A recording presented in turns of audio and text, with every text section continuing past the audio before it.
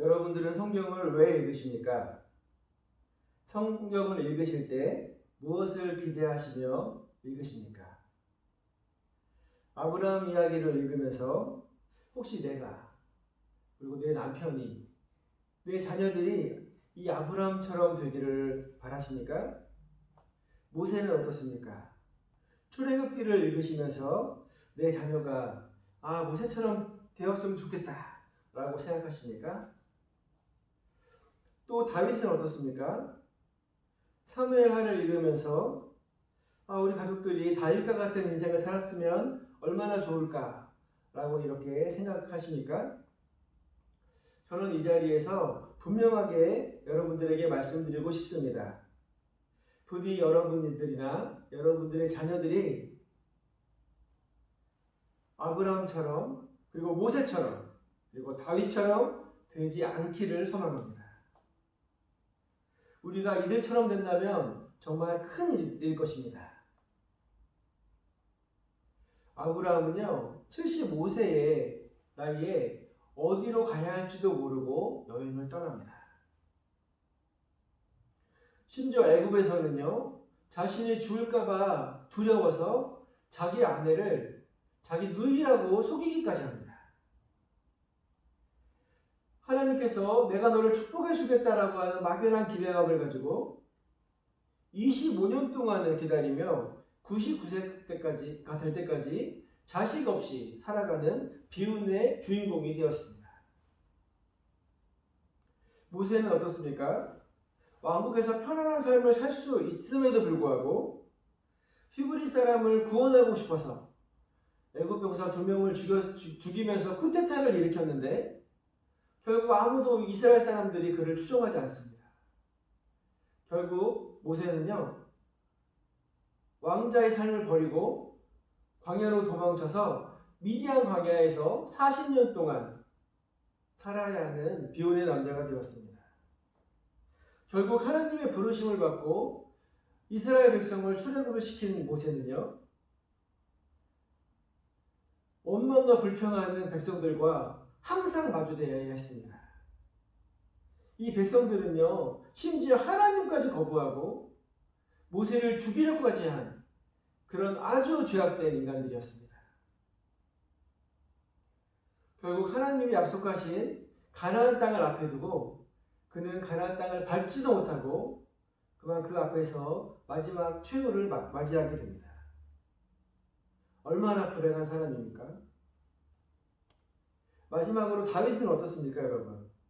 사무엘이 기름을 받은 후에도 그는 사울왕이 죽이려고 하는 곳에서 도망을 쳐서 수십 년 동안 도망자의 삶을 살아야 했습니다. 그는 적국인 블레셋에 도망하여 숨었지만 그 블레셋 사람이 다윗을 알아보고 그를 죽이려 하자 침을 흘리면서 미친 척하는 그런 삶을 살아야 했었습니다.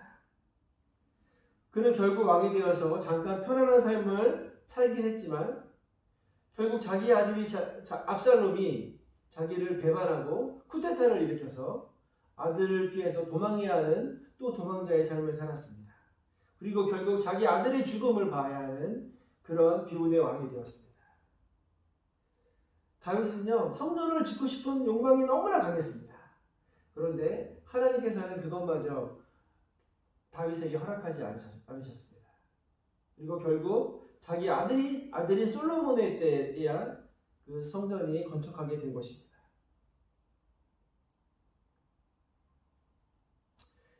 다시 처음 질문으로 돌아가 보겠습니다.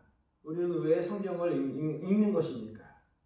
성경을 아무리 읽어도 아브라함처럼 되지도 못하고 모세처럼 되지도 못하고 다윗처럼 되지도 못하는데 왜 우리는 성경을 그리도 열심히 읽는 것입니까? 나는 아브라함도 모세도 다윗도 아닙니다. 아무리 그들처럼 살려고 노력한다 할지라도 우리는 그들과 동일하게 될 수가 없을 뿐만 아니라 그들처럼 된다고 하더라도 이것은 축복이 아닌 것입니다. 성경은 우리가 성경의 위대한 인물을 따라 살면 그들처럼 축복의 삶을 살아갈 수 있다고 이야기하지 않습니다. 오늘은요, 아브라함과 이삭과 그의 아들 야곱에게 하신 하나님의 명령을 비교해 보면서 우리가 성경을 읽을 때 어떠한 관점으로 어떠한 자세로 읽어야 될지를 함께 나누는 그런 시간이 되기를 소망합니다.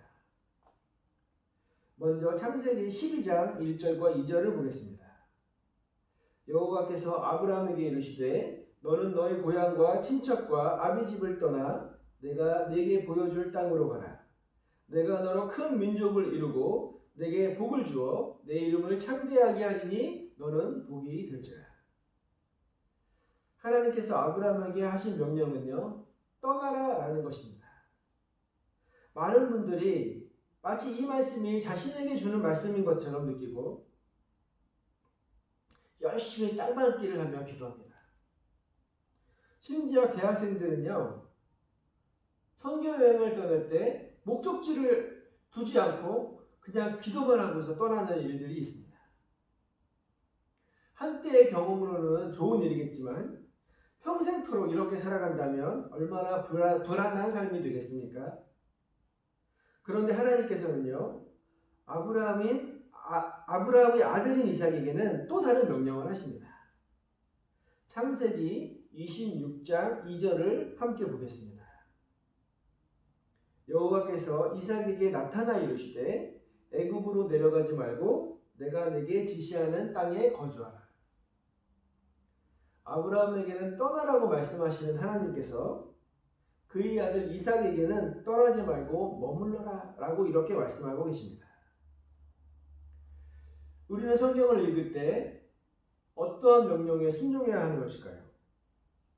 우리는 언제 떠나고 또 언제 머물러야 합니까? 결국 아브라함은요, 떠나라는 하나님의 명령에 순종해서 축복을 받았고, 이삭은 떠나지 말라고 하는 하나님의 명령에 순종해서 축복을 받았습니다.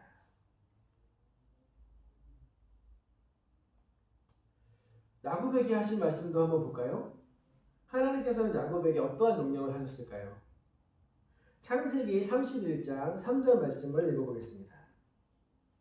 여호와께서 야곱에게 이르시되 내 조상의 땅 내 족속에게로 돌아가라. 내가 너와 함께 있으리라 하신지라. 아브라함에게는 떠나라고 하시고 이삭에게는 머무르라고 하시고 이제 야곱에게는 돌아가라고 말씀하십니다. 우리는 누구에게 하신 명령을 따라야 하는 것일까요? 하나님께서는요, 각 사람에게 가장 알맞은 방식과 또 가장 좋은 것으로 인도하신다는 것을 우리는 알아야 합니다. 저는 처음에 우리는 왜 성경을 읽어야 하는지에 대해서 알아보자고 말씀드렸습니다. 먼저 성경은 위인전이 아닙니다. 성경에 어떤 인물이 어떠한 행동을 해서 축복을 받았다고 해서 내가 그와 같은 똑같은 행동을 한다고 해서 동일한 축복을 받는 것은 아니라는 것입니다. 성경에 기록된 시대는 지금과 너무나 다릅니다. 상황도 너무너무 달라졌습니다. 그리고 사람도 전혀 다른 사람들입니다.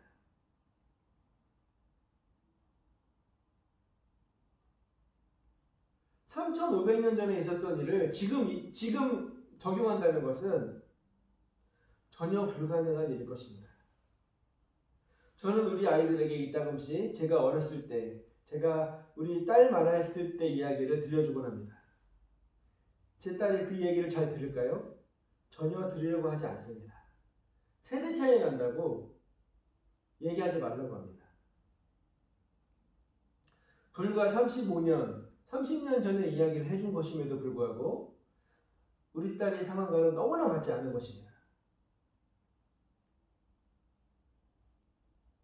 그런데 어떻게 3500년 전에 있었던 일들을 우리 삶에 적용할 수가 있겠습니까?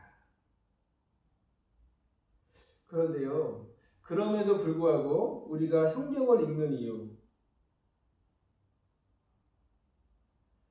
그것은 모든 것이 바뀌는 가운데서도 변하지 않는 것이 있기 때문에 그렇습니다. 그것이 무엇일까요?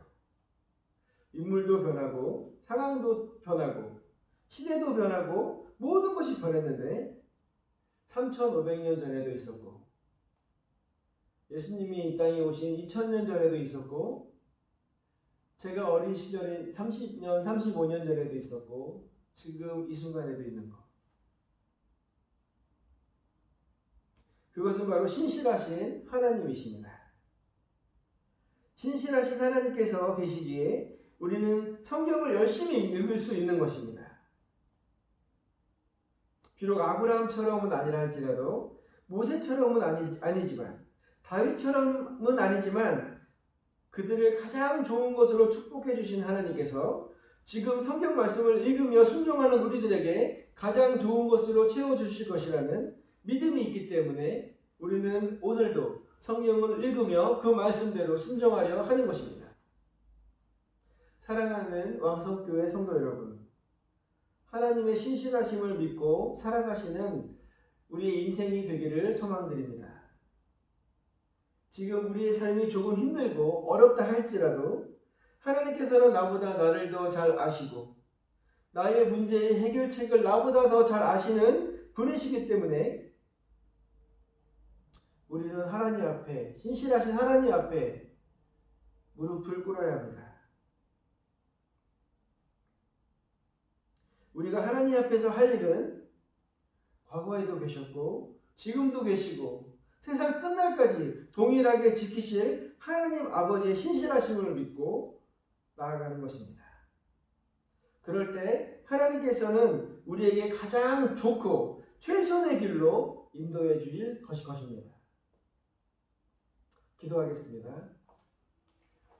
사랑과 은혜가 충만하신 아버지 하나님 감사드립니다.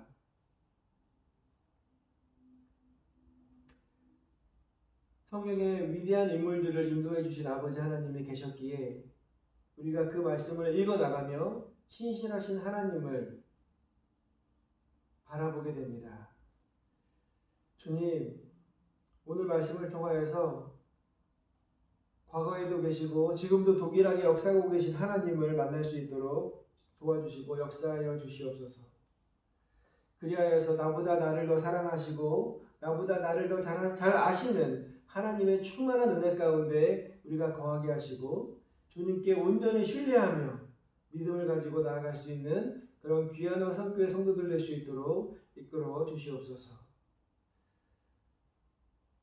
지금 이 시간에 주의 전에 나와서 기도하는 우리 성도들과 모니터 앞에 앉아서 간절히 기도하는 성도들의 기도의 소망들을 주님께서 들어주시고 기도하는 것들마다 하나님 앞에 온전히 응답받는 그런 귀한 은혜의 시간 될 수 있도록 주여 축복하여 주시옵소서.